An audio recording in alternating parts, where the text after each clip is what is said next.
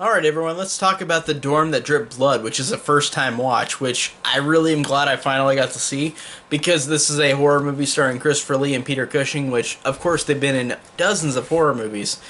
But I really liked them in this one a lot.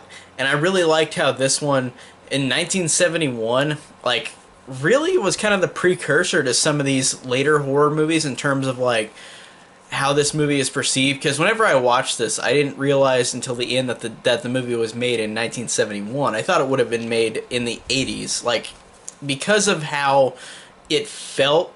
It felt more 80s than 70s, which I think is cool, and I think that this one might have been ahead of its time in terms of how they do visual cues with horror in this movie. Like it didn't feel like it was from the 70s, so I liked that this one did feel a little ahead of its time.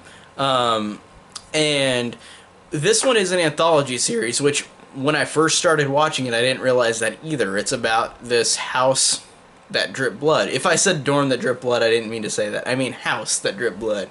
My bad.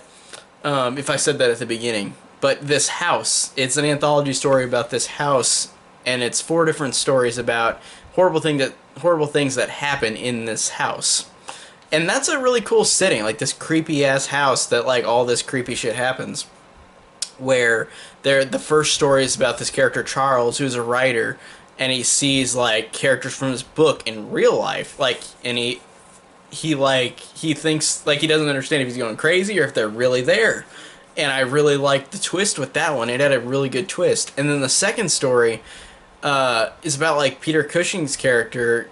He keeps seeing images of a woman who died, and all around him, and then there's this mannequin of this woman too, and it's he's trying to figure out the mystery of that, which is interesting.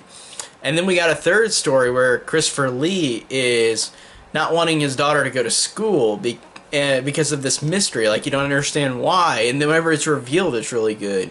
And then there's the final one where this guy gets a vampire cloak and starts turning into a vampire, and he realizes that it's more than what, there's more to it, if that makes sense. I don't want to spoil it, but those are the basic plots of all four of these anthology stories, and I really liked all of them. I thought they all did a good job of building up this mystery.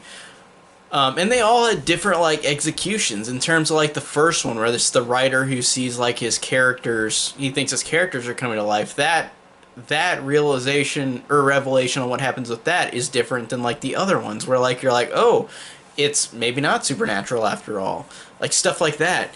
And I really liked the one with the vampire cloak, where this guy, he just puts it on and then he's instantly a vampire. I think that's really cool. And the mystery of the daughter in the third one, where you don't know what's up with her, but when you realize what happens, what is up with her, shit goes down, and it's really cool.